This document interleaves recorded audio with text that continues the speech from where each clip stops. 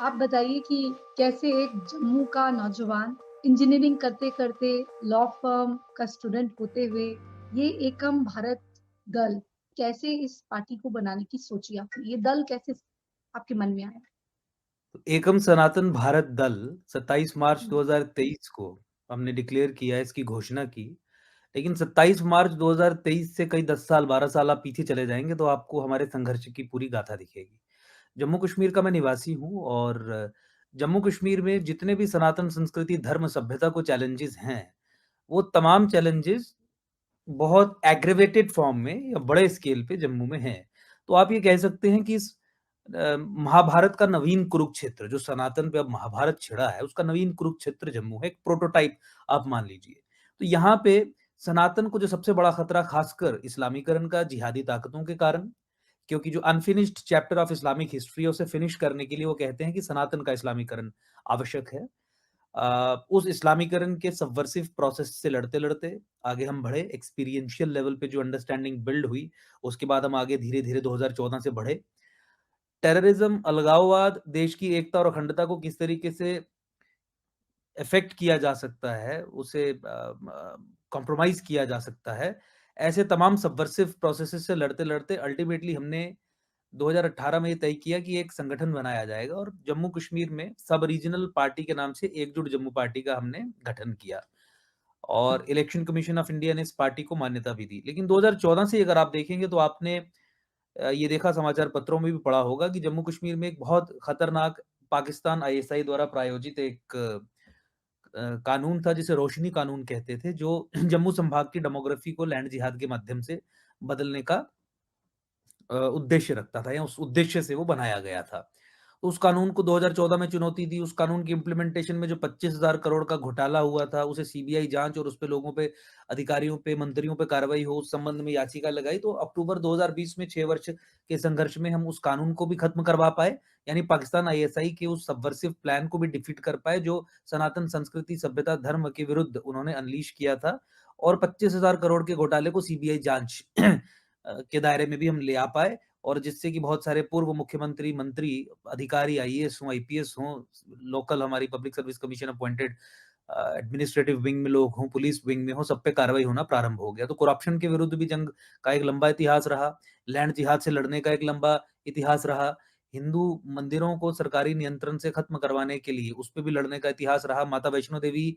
Shrine जो है, यहाँ का सरकारी नियंत्रण खत्म करवाने के लिए हम संघर्षरत हैं। कोर्ट में स्वयं मैं ही Jammu Kashmir court high court में स्वयं मैं ही उस केस को यहाँ पे लड़ रहा हूँ, कंटेस्ट कर रहा हूँ। तो ये बहुत समय से लगातार हमारा संघर्ष और सफलताओं का रहा और अल्टीमेटली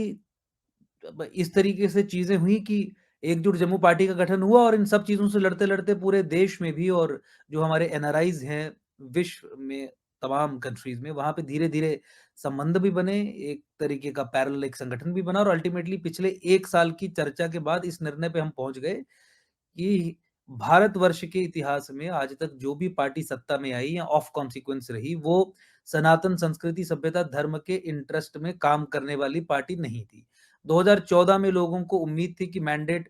दिया है सनातन के इंटरेस्ट में काम करने के लिए एक पार्टी को, लेकिन 2014 से 23 का जो कार्यकाल रहा,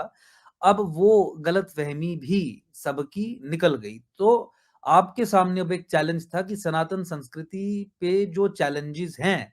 उनसे लड़ने के लिए आपको एक पॉलिटिकल पार्टी बनानी पड़ेगी, उसका गठन करना पड़ेगा क्योंकि ये दायित्व है हर एक सनातनी पे। तो इस संबंध में उस दायित्व का निर्वहन करने के लिए एक कॉल ली गई और हमने ये ज़िम्मेवारी अपने साथ अपने और जो हमारे मेंबर्स और ऑफिस बेयरर्स भी अब होंगे भी तकरीबन मेंबर्स ही हैं सारे, ली कि इस दायित्व का निर्वहन करने के लिए हम तैयार होंगे। क्योंकि हम समझते थे कि अगर सनातन संस्कृति, सभ्यता, धर्म को बचाने की लड़ाई लड़नी है, तो वेस्ट से कोई नहीं आएगा, कोई फॉरेनर नहीं आएगा, ना ही आ सकता है। ये तो यहाँ का आम सनातनी ही खड़ा होगा तभी होगा। जो खास है पॉलिटिकल पार्टीज़ बना के बैठे हैं, they are hostile to the Sanatan civilisation. Indian state is hostile to the Indian nation, it is anti nation. पिछले 70 साल का अगर आप इसका चरित्र देख लें स्टेट का, state as an abstract political entity के संबंध में मैं बात कर रहा हूँ। तो ये दायित्व का निर्वहन करने के लिए हमने पार्टी की घोषणा की और जिस तरीके से पूरे देश का और देश से बाहर भारतवासियों का समर्थन सहयोग हमें मिल रहा है, आप समझ ही सकते हैं कि पीछे काफ़ी ग्राउंड वर्क हुआ होगा तभी ये पॉसिबल भी है।